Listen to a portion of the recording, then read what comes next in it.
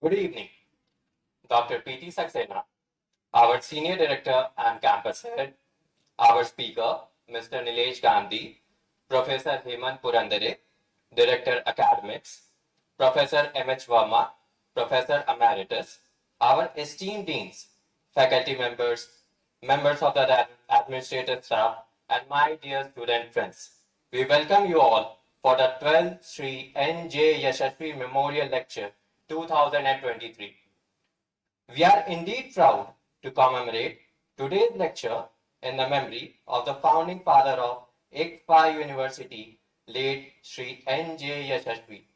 He was a charismatic leader, an institution builder, a visionary, and a genius who was years ahead of his time. We shall now start with the proceedings of our event by inviting our esteemed dignitaries to light the auspicious ceremonial lamp and also offer a floral tribute to the late Shri N.J. Yasaswy. We also invite IB students Vidya and Mrinmay to sing the Saraswati Vandana to invoke the blessings of Goddess Saraswati.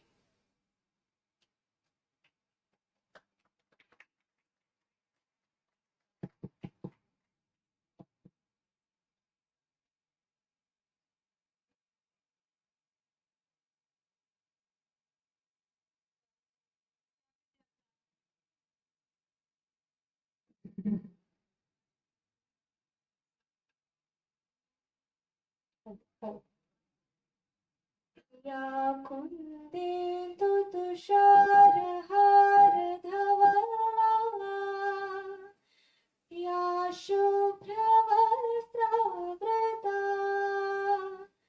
या वीणावरदण्डमण्डितकरा या श्वेतपद्मासना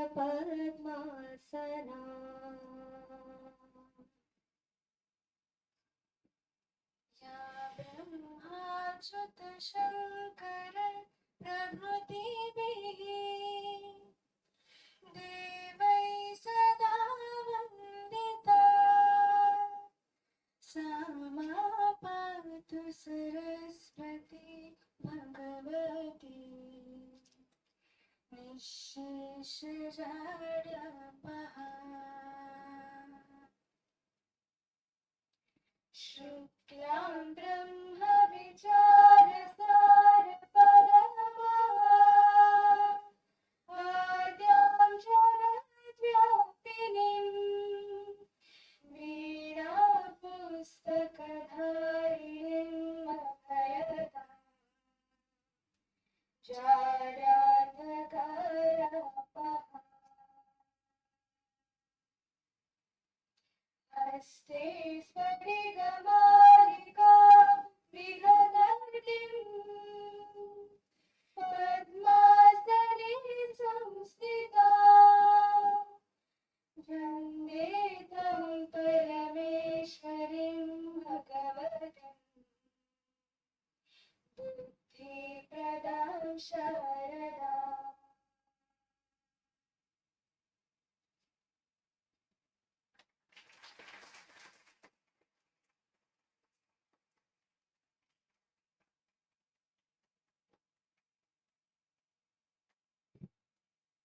Thank you very much, dignitaries. Thank you, Vidya and Mrinmay.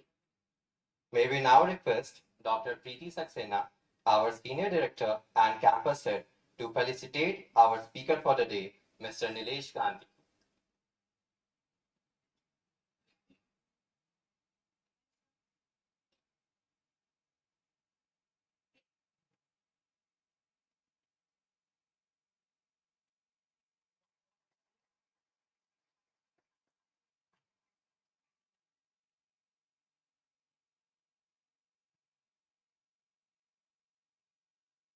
Now we request Professor Hemant Purandare to felicitate Dr. Preeti Saxena.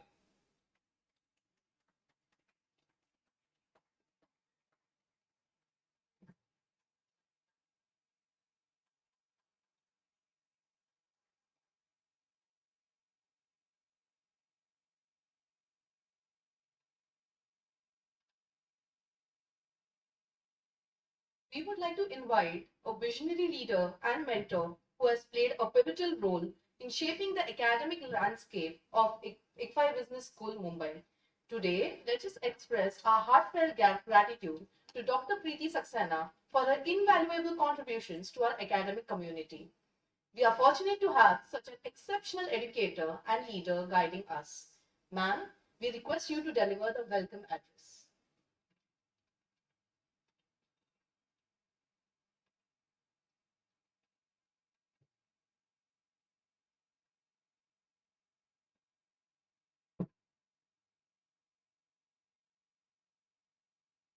Our chief guest, Mr. Nilesh Gandhi,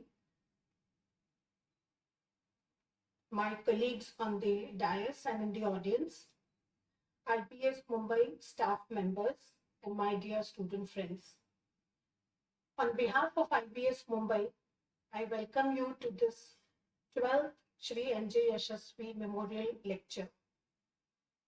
IPS has been organizing these lectures since 2012. Mr. Yashaswy, our founder, born in 1950, was with us with 2011. He left us in 2011, October. And to commemorate the Founders' Day, all IBS campuses have been arranging these sessions. Today, we are fortunate to have with us Mr. Nilesh Gandhi, who would be talking on a very relevant topic and something which is of wide interest among the students and the faculty members, and that's on careers in digital consulting. What I'm going to be talking is my experiences and the times that I remember as very deep and fond memory.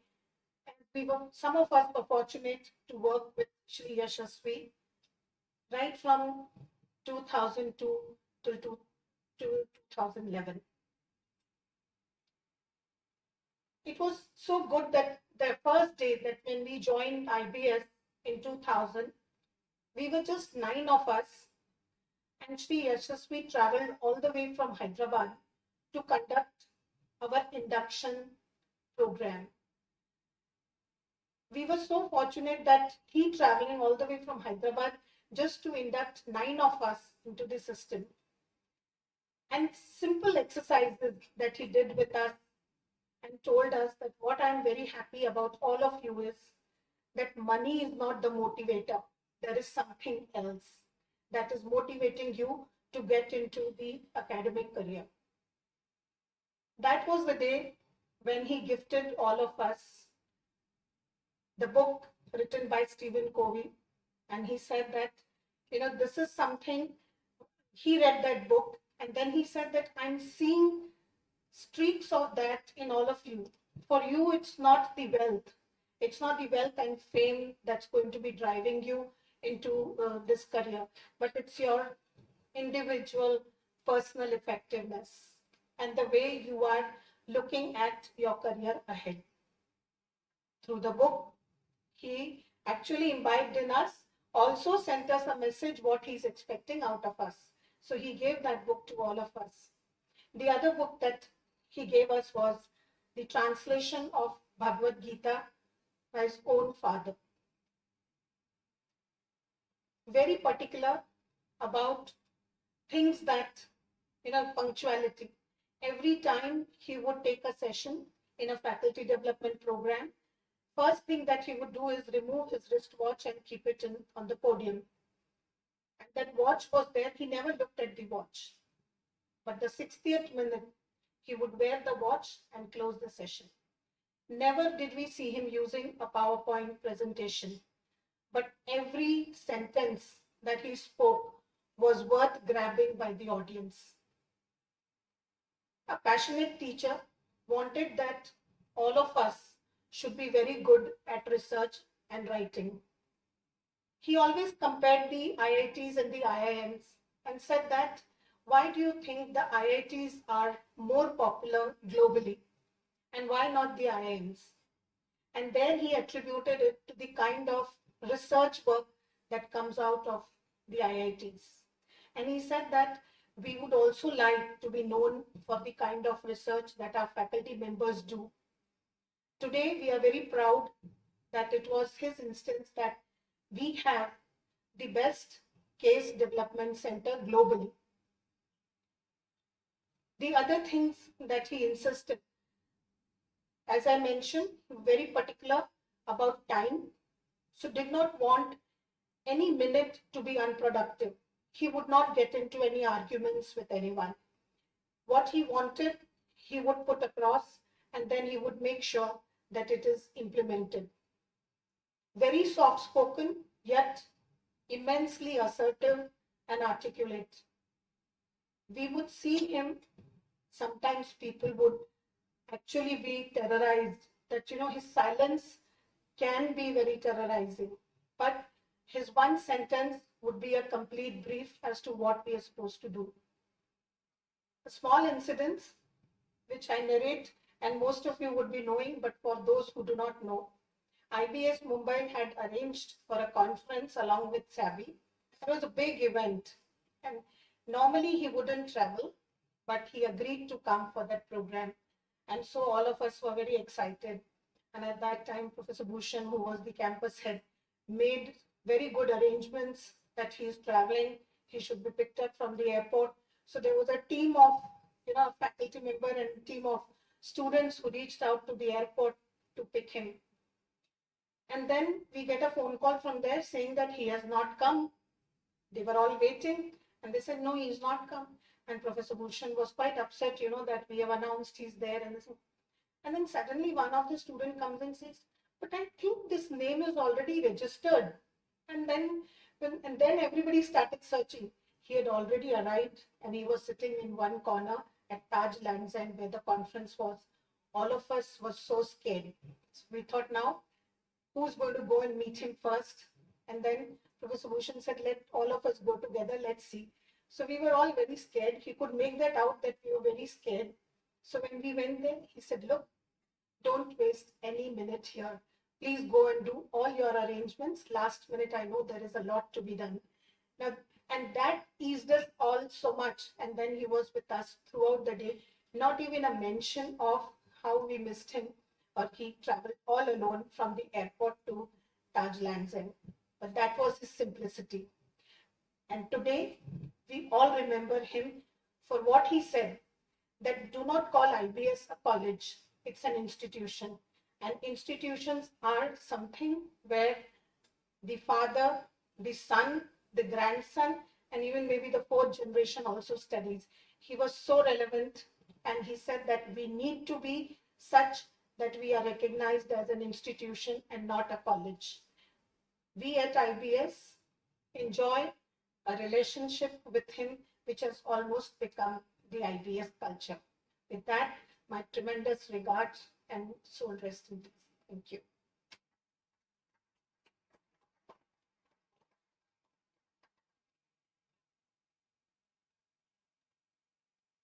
Thank you so much, Preeti ma'am, for your kind words of wisdom.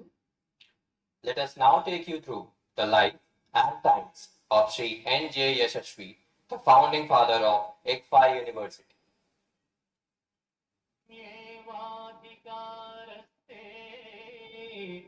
मा फलेषु कदाचन मा कर्म फलहेतुर्भूः मा ते संगोऽस्त्वकर्मणि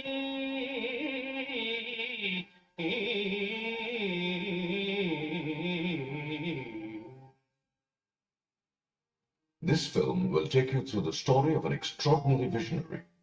We pay tribute to one of the most resplendent intellectuals India has ever seen.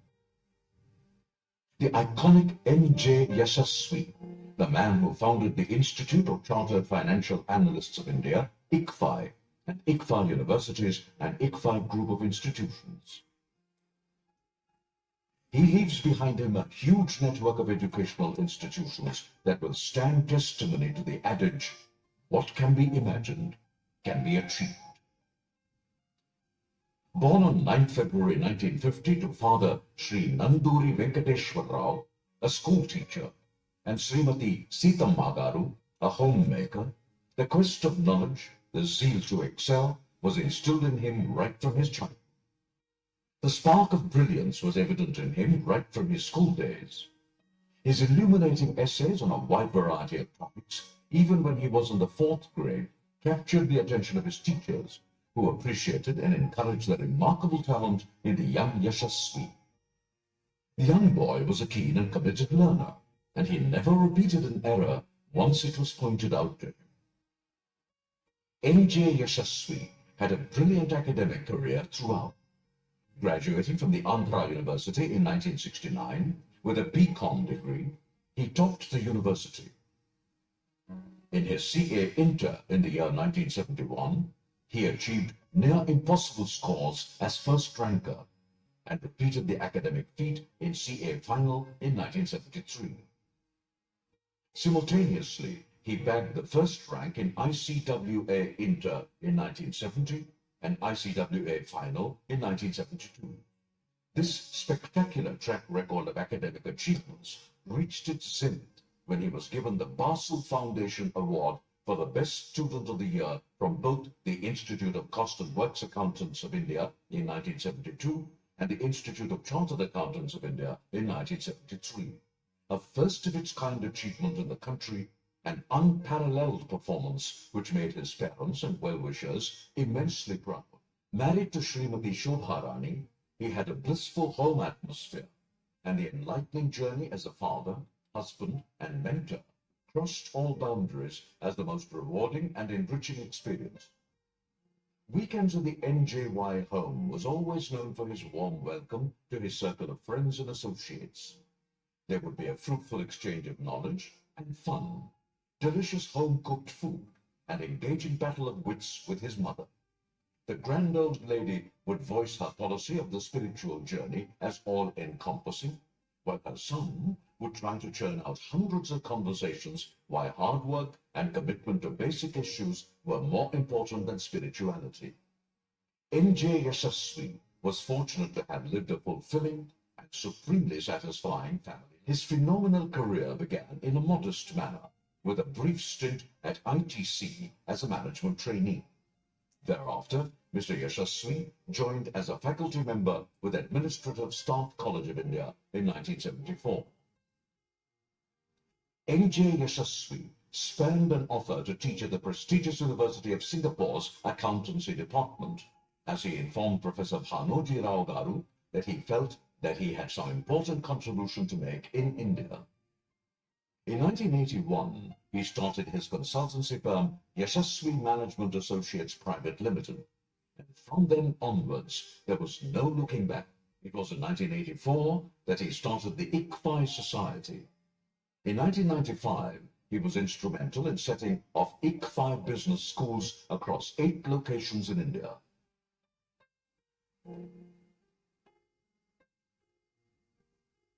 He was charismatic, a great motivator, never tired of talking about ideas, their execution, and delegating projects ably to people according to their strengths. He showed his prowess in corporatizing education and created a sterling model out of it. If you are a bad habit, it is not the business to be. And what we need to say is that it takes at least 100 years before the university is really recognized in a true sense. The grandfather should study there, the father should study there, the child should study there, then the child's child should study there. A pioneer, a leader, and innovator, NJY created Andhra Pradesh's first private placement industry, first leasing deals, first stock market newsletters, first management consultancy, and the earliest traces of knowledge society. He loved knowledge, science, and new ideas that changed the world. Yet, he remained humble, always working with a motivation to do something different, to make a difference to the world of business education, and publications.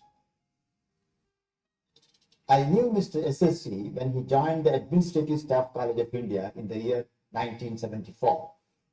He taught finance courses. He was an outstanding teacher in the college. He also wrote books in the area of finance and investments, which can be easily understood by common man.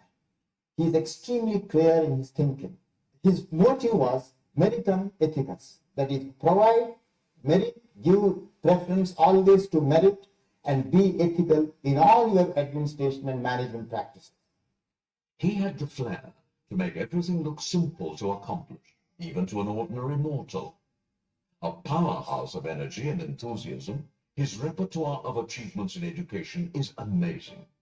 Whether it was a launching of the Chartered Financial Analyst program to make true financial management available to the Indian youth way back in 1985, or constantly updating it to suit emerging needs of the Indian financial markets, starting new programs for the changing needs of the reforming and liberalized Indian markets, or redrafting the curriculum for an existing program to align it with the changing business environment, he sailed through them with effortless ease of a true genius. N.J.Yasaswy possessed a remarkable sense of social responsibilities, aesthetics, scientific and intellectual temper, and cultural sentiments. What came naturally to him was his ability to make gold out of dust. A seemingly useless idea or an innocuous thing would spark a business model in his mind. And he was a great practitioner in possibility thinking. In that sense, he was a great economic naturalist, allocating capital to get optimal and even phenomenal returns with scarce resources. A gifted communicator, N.J.Yasaswy masterfully articulated the need for a new university with government authorities, and went on to establish universities with competent faculty, duly supported by requisite infrastructure, designed the campus for a newly approved university, challenging great odds in his own inimitable style. Bequeathing the coming generations with a rich legacy of publications, he published innumerable books on current topics of management, with his unabated desire to bring the latest knowledge to the doorsteps of the Indian Academic Institute. An achiever par excellence, N.J.Yasaswy was, however, not one to court publicity. His favorite retreat was his corner chair, surrounded by his books and photos in plot number 19 Nagarjuna Hills, from where he generated ideas that changed the educational scenario. And his worthy emissaries emulated his ideals, touching the peaks of success and turning their mentors' dreams into vibrant realities. In the last 2 years, he started several new projects.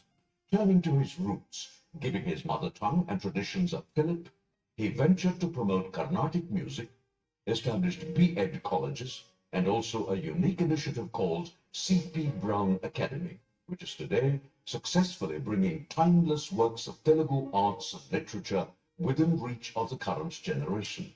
NJY achieved so much at just 61, and yet there were so many projects at hand.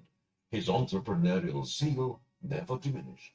For his unrivaled contributions to education, Sri Yasaswy truly deserves a place in the history of the business scenario of Andhra Pradesh and Indian education in general for his life's work. Thousands of employees of the ICFI, including people, grew like saplings under the banyan tree called ICFI, which spawned the biggest service sector boom in education, research, publication, and policy making. Some of India's most successful fund managers, analysts, bankers, journalists, software and management professionals, thought leaders, and thinking elite have some connection or the other with ICFI. Either they worked at ICFI or they studied at ICFI and its associate wings. The causes he expounded were noble, and it is the duty of his protégés to carry them forward.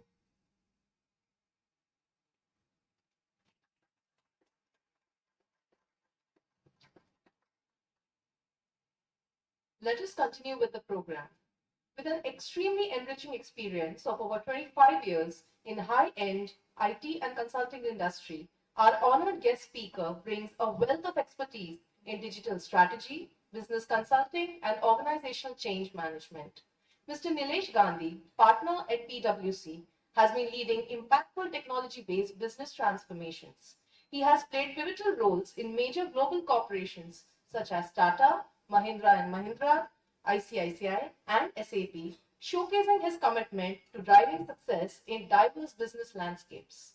Prior to his role at PwC, he served on the SAP leadership team at TCS, managing clients across the American and European regions.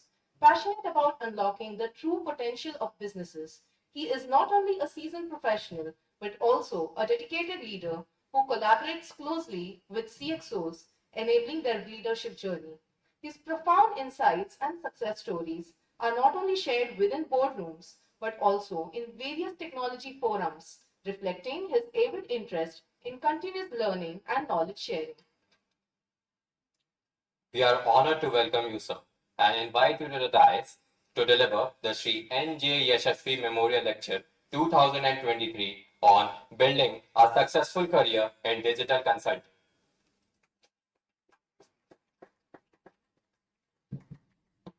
Thank you, everyone, and very good evening. Good evening. So it's an honor, actually, and I must say I wasn't really aware much about Sri Yashaswi. And I just went through this entire life and times of Sri Yashaswi and must say very impressive, very inspirational. I think this is one of those once in a generation leaders who have left an amazing impact in this industry, in the economy, and in the education world as well. So first of all, thank you very much for having me here. Thank you, Director Madam, Professor Purandare, Professor Verma, all of you, the faculty, the members of the administrative staff, students. Pleasure to be here. Thank you for having me here. So, when I was asked, there are a few slides I actually had, if we can, okay, great, fantastic. So, all of you can see these slides, right? So, just wanted to ensure, right. So, because I see some of them behind the pillar, I hope it's all, they have it in television, great, fantastic. Oh, lovely, thank you.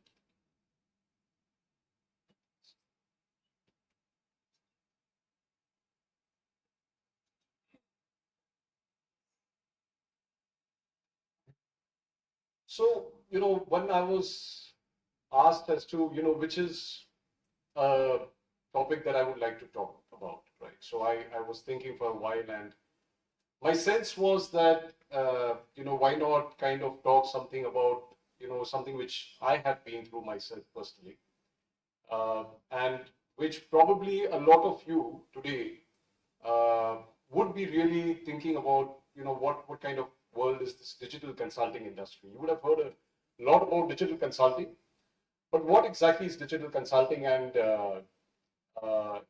if you are keen to take up a role in this world, how do you really be very successful in this thing?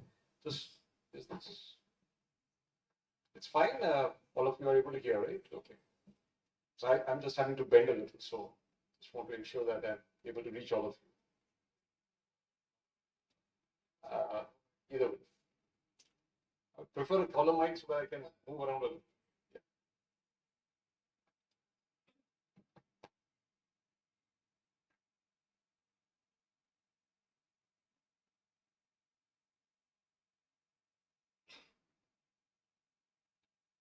Great. Am I audible now? Fantastic. So this is a little easier for me. So that's great. So as I was saying that, when I was asked to, think about a topic, this is one topic I thought could be very relevant for all of you, right? So just maybe a very quick show of hands of how many would like to make a career in digital consulting. I can see somebody trying to pull somebody else's hands. Okay, great. So not too many. Maybe let me try to bring out as to what digital consulting is all about. So what would people really understand by digital consulting? Because there are so many confusing terms. Just let me try to make it a little simpler.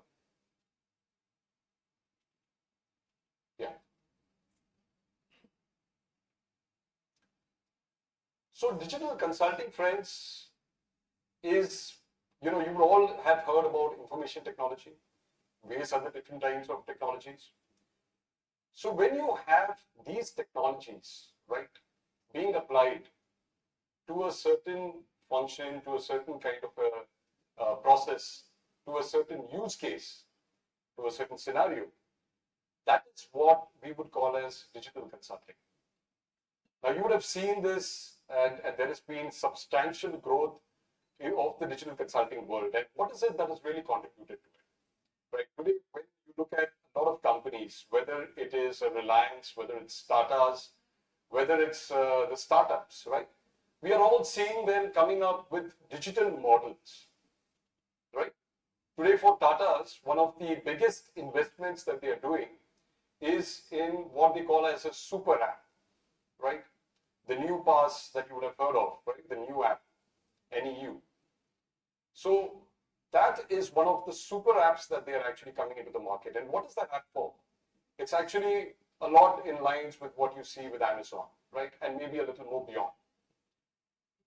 And the amount of investment going into that, okay, is amazing, right? If you would have seen the papers recently, that I think just 2 days backstory, they're looking at investing nearly $1 billion in building that app, right?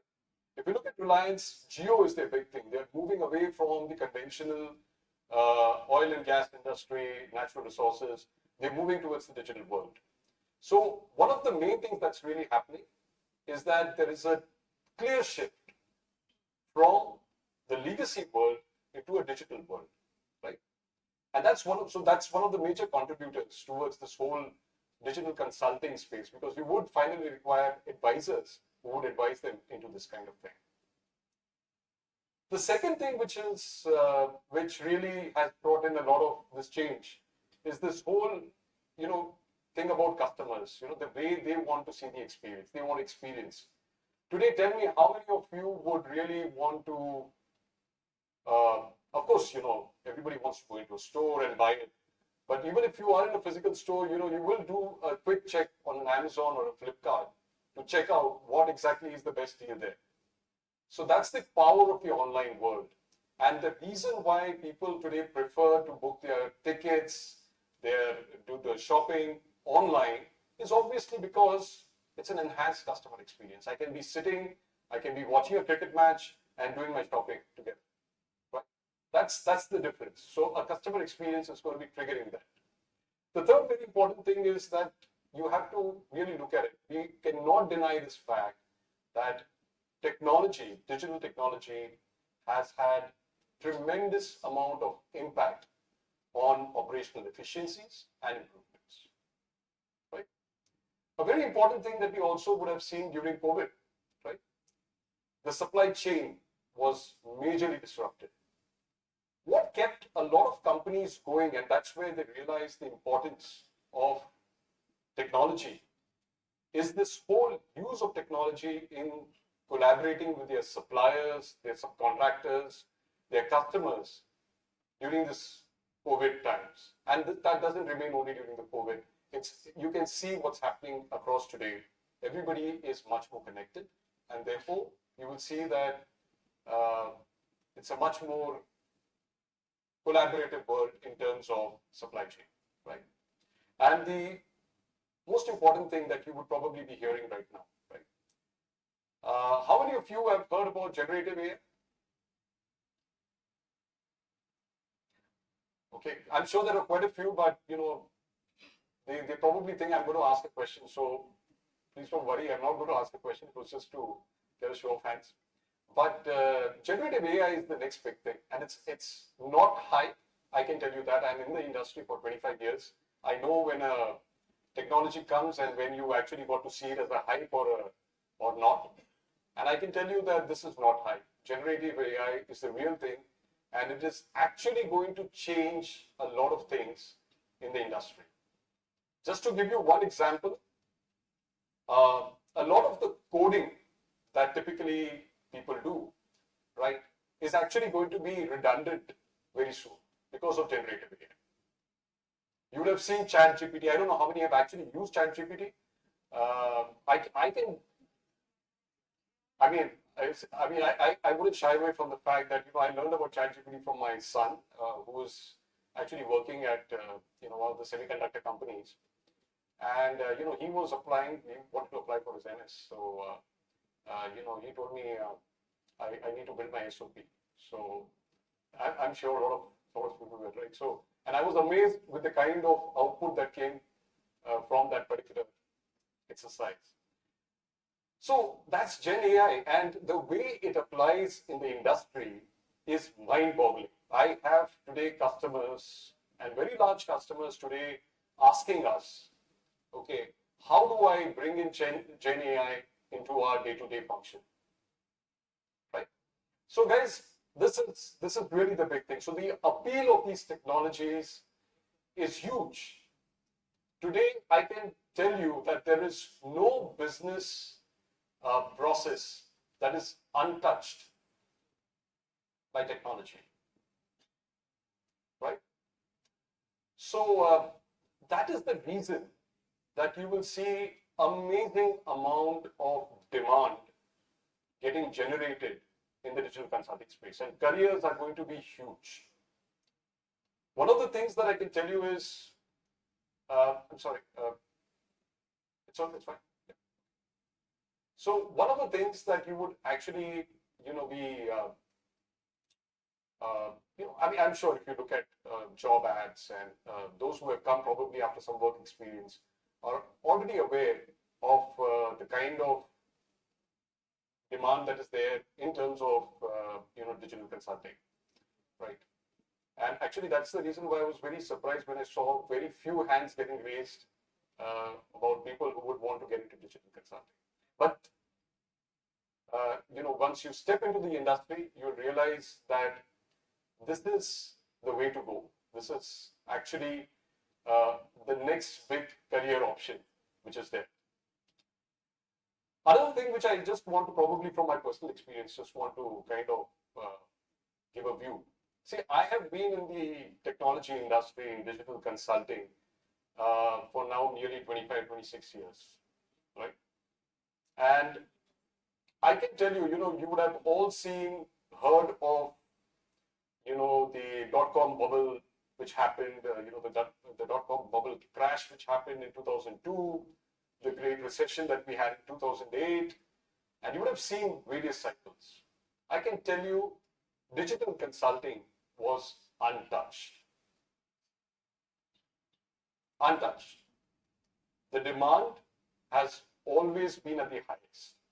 And every time there is a challenge in the market, okay, what we have seen is that the demand for digital consulting or for IT just shoots up, right? I can tell you that during COVID, in a way I felt let me just take a step, let's just relax a little. Okay, this is going to, we're going to sit at home, very difficult to work. So let's just relax, right? I can tell you this period, the entire COVID lockdown period, was probably one of the busiest period, not only for me, not only for my team, not for our company, but probably for the entire IT and digital industry. You would all agree, right? So there was so much demand. People wanted, because they had to move on. They had to go on with their business. They had to go on with their lives. And the only way they could do that is through digital, right? So I hope I have been able to put across a very clear view of why digital consulting is here to stay, why it's a great career option, and why, you guys should seriously consider it, right? So that's the first part that I thought I'll just quickly cover, right? The next thing is, okay, if digital consulting is the way to go, right? What does it mean, or what does it take for somebody to be successful in this particular area, right? So by default, the most important thing is, of course, I'm not sure if this is readable, but I'll just read it out for you. The most important thing is your technology or technical proficiency, right? And it's easier said than done. it's important that people do not have a superficial knowledge, because that's where people fail. See, if you're a consultant, you have to understand you're like any other professional, maybe a lawyer, maybe like a doctor, right? If somebody is coming to you, if a customer is coming to you and talking about their problems and saying that, we need a solution to this, they're looking at you as a doctor or a lawyer. They're expecting something which is going to be very impactful for them, right? Which will remedy whatever problem they have. And that is why if you are not good enough in your area of, work that you have picked up, okay, whichever work it is, it could be an ERP, it could be data and analytics, it could be an IoT, whatever it is. If you're not there, you will not be successful, right? So very important for all of us to understand that this is a crowded industry. Okay, you guys, I'm sure none of you would go to how many of you would go to a doctor who doesn't give you that confidence? No one, right? It's a rhetorical question. I mean, no one would actually go there unless they're confident about their topic, right? Or for a lawyer, or for a chartered accountant, right? You're expecting that person to know good enough for him or her to take care of you. And that is why important that you need to be at that level. So, friends, this is, I can't really emphasize more on this, but the first step for you to enter this world is be really proficient in whatever area you pick up. You may pick up cyber, you may pick up cloud, you may pick up data analytics, Gen AI, whichever way that you do, ensure that you are doing your best, right? So that's the first thing. The second very important thing that people actually kind of miss out, they're great technologists, okay? Being technologists is good, but what is also important is to have a very clear idea of what is the use case. How is this going to be applied to a certain business area, business scenario? How is this going to be applied, right? And which is where we say that you need to have that kind of business acumen. So friends, when you're sitting in an institute like this, and which has actually been woven out of the ideals of N.J.Yasaswy, I can guarantee you that probably you have the best of knowledge coming your way. And it's up to you to really pick it up. And what you are not taught in your undergrad courses is what you get taught here. And this is where you pick up on the business acumen. Right? Please ensure that whenever you are talking about a technology, whenever you're talking about a certain use case, right? Please link it back to the business problem that it is meant to solve. Very important. Technology by itself, no use. Right? Okay, so business acumen, of course, I'm not saying that you will get this day one. Once you get into the industry, it's, you will develop it over a period of time. But that is where the third element is very critical, and which is intellectual curiosity. You by nature need to be curious, asking for more, pushing the envelope, going out of your comfort zone. Only when you do that will you learn more and more new things. Right? And that's a very critical ability to develop, friends. Okay. You will see time and again that, understand one thing, this industry is changing, literally not by the year, not by the decade, not by the month, but the day. Okay. The kind of things which are in play today, it's impossible to say that, whatever you have learned as of yesterday will be applicable today. Right? So please be mindful that you have to come out of anything which says that, मैंने ये study किया है, this is good enough, and I should be able to, I'm set for my entire career. That's not going to happen. Okay? So you have to learn new things. You need to be very curious, and it's not about technology alone. It's about everything. Today, if there is a geopolitical situation which is emerging, what does it mean for us? It's not something which is only, for instance, the entire Middle East situation that we have. It's not restricted to that place, right? It's going to play out for us. So what does it mean for us? Can we think through? Can we imagine? Can we start exploring scenarios, right? Because when you stand in front of your customers, when you are in a certain business, trying to make it better, you have to be aware of all of these things. And that's why intellectual curiosity is so very critical, right? The next important thing is this whole, we are all, it's easier to said than done, but one of the biggest challenges that I have seen in the people that we have, the people who work in this industry, is the ability and the aptitude to solve problems. Again, easier said than done, right? What does solving problems mean? So, just imagine, I'm sure not many of you are married over here, but, okay, so I'm hearing somebody else, saying for somebody else that, he's married.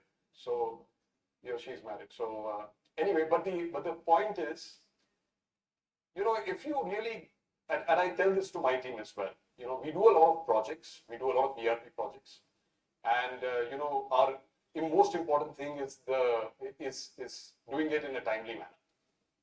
Okay, and there are many problems that you need to solve to do it in a timely manner, right? And you'll be surprised that not everybody does it right, and that's where we say that anybody who's married, okay, tell me which marriage has got delayed. If your marriage is on so and so date, you ensure you get married, right? Catering भी हो जाता है, audition, hall भी book हो जाता है, पुजारी भी time पे आ जाता है. Everything happens right on time because you have solved all those problems. Anything, and if there is a problem, something is not going to happen. You have already thought of a plan B and a plan C. Am I right? Everybody does that. It's by default. Why don't we apply that in the business world? Why don't we apply it for ourselves when we are actually doing our professional careers? Why not? It's easy, right? If we start thinking that way, if we start getting to a problem-solving mode all the time, we will think of plan Bs and plan Cs and, what is the root cause? How do I take care of things? So that's the point that I just wanted to bring in. Develop that attitude. Okay? Look through deeply into the problem. Okay? And many times it's all about understanding the problem well. Okay? Spend more time understanding the problem, you'll get the solution. Right? The other important thing, friends, is professional ethics. Right? What do I mean by professional ethics? So there are many things which actually get into professional ethics, right? It's important that when we are in a certain role, in a certain job, we have to be very mindful, very respectful of the people around us, of the responsibilities that we carry, and doing it diligently. So, for instance, if I have told someone that, I'm going to be arriving at so and so time, I should ensure that. I should be there at least 5 minutes early. I have to value somebody else's time. I have to value the commitment which I've given. And again, easier said than done. So, respecting somebody else's perspective, respecting somebody else's inputs, this forms a very important element or a part of professional ethics. There are other elements of ethics as well, and it's extremely crucial that when you go into the industry, okay, whether it's a consulting role, whether it's any other role, you do not want to, come across as somebody who is casual, who is not really, if I may put it this way, serious about their job, their responsibilities. The best example of professional ethics is the armed forces. right? It's ingrained. The way they conduct themselves, the way they work, everybody is very clear about what exactly is expected of them and what they exactly have to do. So that's professional ethics, friends, right? And finally, and very importantly, is your personal branding. Right? What does personal branding mean? It's not that you look and behave like a movie star. Sorry, no, that's not the thing. So a lot of people have this idea in their mind that if I'm a consultant, okay, I need to wax my hair, I need to wear the most classy suit, and then go into an office, right? So that's not what really personal branding is. Personal branding, friends, of course, it's about the way you conduct yourself, the way you dress, the way you move around. Okay, but it's also about clearly communicating that you are a good human being. See, remember one thing, when you enter into the industry, you're dealing with humans. Everybody's a human. So there was a workshop which I attended with Prasun Joshi, who was one of those very named ad people, right? Prasun Joshi, I'm sure everybody would be aware. So we were discussing about, branding for our firm and, various things. So that workshop was going on. And there was one comment which he made, which was fantastic. He said, finally, at the end of the day, आदमी इंसान को बेचता है. आदमी किसी और इंसान. So he was just saying that. So he's saying that it's finally at the end of the day, it's one person to another, one human being to another. Okay, and that is so true, isn't it? So let's not forget about this, that you're actually selling to a person, or you're talking to another human being. And friends, I can tell you that it's very easy for people to make out whether the other person is got a facade, whether it's a mask. They can figure that out. So be natural, but at the same time, you have to be fantastic human beings. And for that, let's understand that you also have to take a lot of good care of your own self. Right? So you would probably see in our industry, a lot of people spend a lot of time doing yoga or marathons and all of that. So most of this industry is like this. And the reason for that is this industry is brutal. It can be ruthless. And the only way that you guys can survive over a period of time is by staying healthy. So I'll just sign off on a very simple note, okay, that these are the 5 elements or the 6 elements that really, of course, there are many, many more elements. But these are the 6 which I, in my industry, in my career, felt were very important, thought I'll share with you. And, that's probably the only thing. Unless, of course, there's any time for question answers or something, I'm happy to take them. Or else, we can always, I'll leave behind my, probably some contact with some of you. And you can always reach out to me. But broadly, friends, thank you very much.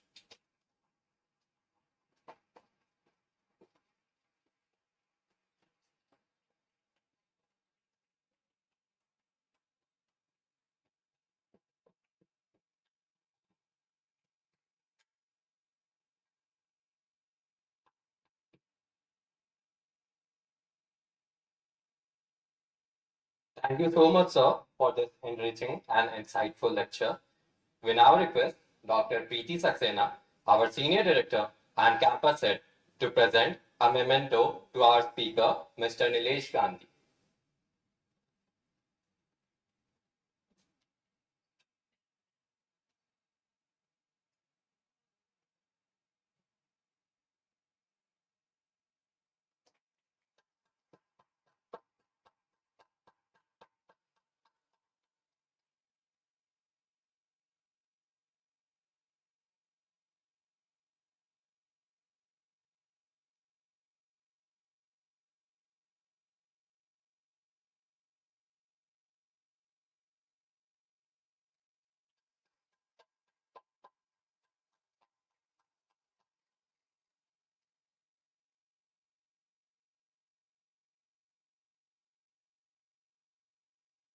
Thank you, ma'am.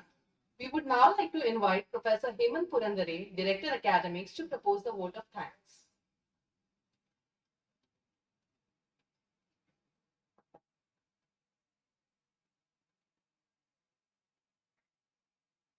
Friends, proposing this vote of thanks is a very customary and a mandatory requirement of every ceremony.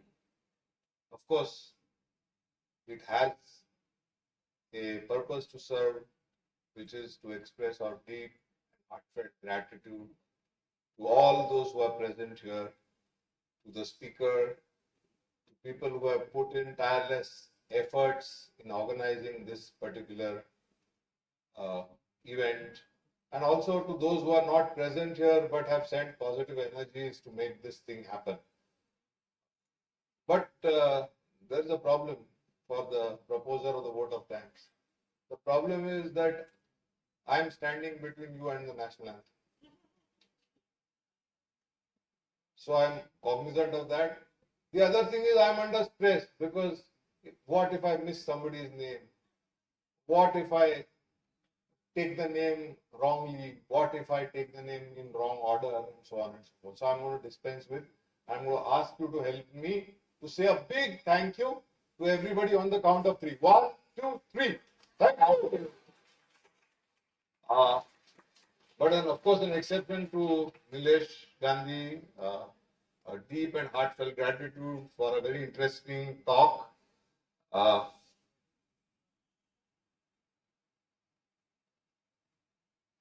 will only conclude by saying that let us not treat this event as a moment of remembrance only to our mentor and founder, late N.J.Yasaswy, but as a call to action. His thoughts, his actions, his vision stays relevant long beyond the time he was walking this earth. So that is what they say, that a life that touches many goes on forever. So thank you once again, all of you, and may the memory of Professor Yasaswy continue to inspire us to make a better world. Thank you so much.